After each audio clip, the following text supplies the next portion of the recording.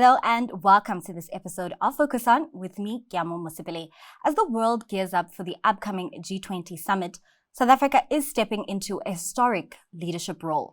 For the first time, Africa is hosting a G20 cycle, and at the heart of this lies a pivotal urban diplomacy platform, the Urban 20, also known as U20.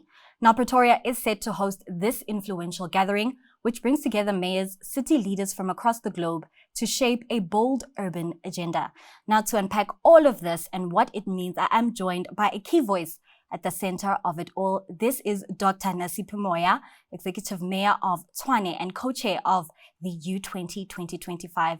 Mayor Moya, thank you so much for making way and joining us here in our studios. Now, I've briefly mentioned your term as Mayor of Tshwane, as the co-chair of U20, but I understand you recently also hosted the African Mayors Assembly along with the U20 Sherpa meeting. Those two big global events, just briefly tell us what were some of the takeaways from that? Yeah, so firstly, the decision to host the African Mayors Assembly alongside the U20 Sherpa meeting was very intentional in sharpening the voice of Africa. We don't want to miss this opportunity. So we co-chairing with the City of Johannesburg. So as the City of Tshwane, we got the Sherpa meeting. In September, they will be hosting the Mayoral Summit. So we then took a decision with Mayor Moreros to say, one of the things that was lacking when we were in Brazil for the cycle of 2024 was engagement by African city leaders. And we took a decision to have an African Mayors Assembly alongside the Sherpa meeting, that at the end of our engagement as the African city leaders, we can then make a submission to the Sherpas and say, this is the African voice of cities from the African city leaders. So that was something that for us, it was intentional on our side, because we don't want this thing whenever there are events, we always say, no, but Africa's voice is not clear enough. We're not presented well enough. So we took that initiative. So the key takeaways on the side of the communique, because the Sherpas met to draft the communique that will then be given to the mayors in September at the Mayoral Summit. And so once that is done, then we go to the G20. But from the side of the city leaders, which are the mayors in Africa, we spoke a lot about the issue of climate finance and whether we as African cities are ready. Are our governments capable of receiving the support? Are our systems ready? Do they know where to get the help? And basically, it was around that, in the main, the issue of the climate finance. Now, when we take a look at the city of Tshwane, it is the administrative capital of the country, and alongside with you being the co-chair with the city of Johannesburg, what does it specifically mean for Tshwane to be able to co-chair the U20 and influence, like you said, the African picture on African cities for the global G20 agenda? So firstly, it's an opportunity of a lifetime. I don't think this G20 and other streams are coming back to Africa, at least not in the next 30 years. So this is quite an opportunity of a lifetime for us. And we really took to heart what the president of the country said when he said, let's not make this a South African U20 or G20. Let's make it an African U20 and G20. And City of Tshwane is an African city. It doesn't go better than that. We're an African city, and when we have an opportunity to do something, not only for us, and for the rest of the continent, we should. We deal every single day, we deal with immigrants from other cities in Africa or from other African countries.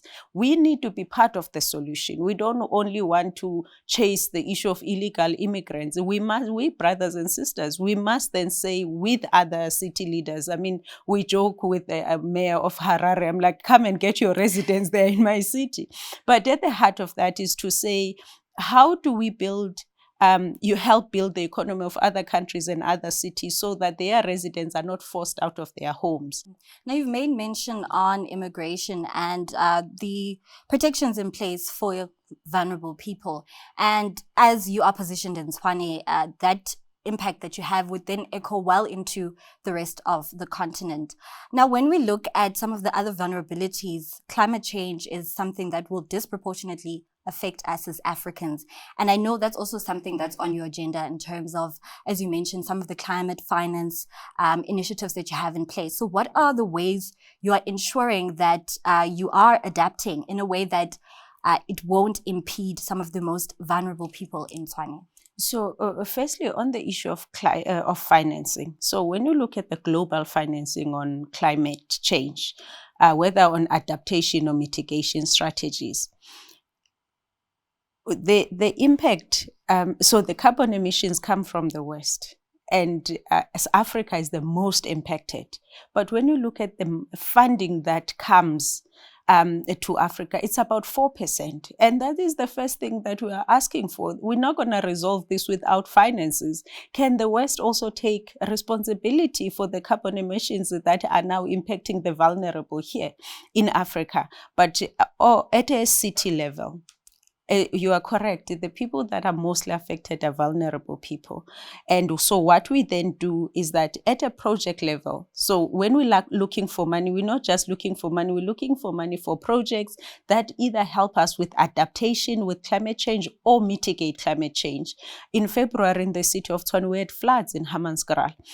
Then that influence how we design our roads and stormwater. The vulnerable people are the disadvantaged, the poor people. And therefore, government must firstly have plans. So in Tshwane, we've got climate action plan. And there are other cities in South Africa, municipalities with that. But there's only a handful that had a climate action plan. So when Mthatha happens, it's like we are shocked for the first time that this was going to happen, but we've seen that in eThekwini, we've seen it in Joburg, we've seen it in Cape Town, we've seen it. And so I think for us as leaders, we need to be better prepared in terms of having the plans, so that when we talk about monies, that money must fund those plans. And so sometimes I feel when we talk about money, we talk about it in a vacuum. It can be, it must be finance that is going to fund the strategy that is going to help us better cope with the impact of climate change. So you've given a very extensive picture on not only how the Tshwane economy is quite diversified, but as you make mention, policy is in place, infrastructure is in place. So Mayor, how do you then leverage the existing entities, whether it be businesses, universities, or communities themselves, to ensure that the momentum you're building at the top is translating to the bottom? So what we started with is engaging the sectors. So we've met the vice chancellors of the universities. We've shared this vision with them. We've met with the automotive sector. We've shared the vision with them. We've met the tourism sector. We've met the agriculture and agro-processing. So firstly, we've met the titans of the industries and said to them, this is what we want to achieve using your sectors that you already have here. What do you need from us in order to sustain the sector? So that level has been done. And the second level of engagement is then us going into the 7 regions of Tshwane, where we now have more sector-specific engagement. For instance, the agriculture sector is in Region 7 and Region 1 in the main. Automotive sector is in Region 1 and Region 6. So then there's another layer of engagement that we need to take. But whenever we have a public meeting, we do, explain this to residents. This is what we're trying to do for you.